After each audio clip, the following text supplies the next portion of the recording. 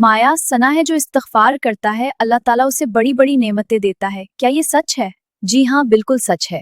सूरत नूह में इस्तग़फ़ार करने वालों के लिए 6 बड़ी बशारतें बयान हुई हैं। अच्छा, वो कौन सी?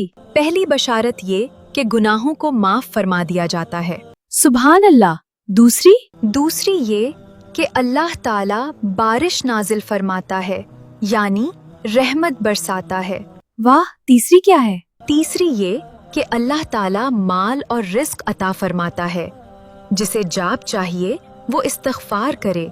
माशाअल्लाह। चौथी? चौथी ये कि अल्लाह ताला औलाद अता फरमाता है। और पांचवी? पांचवी ये कि अल्लाह ताला बागात अता फरमाता है, यानी खुशहाली देता है। और आखिरी?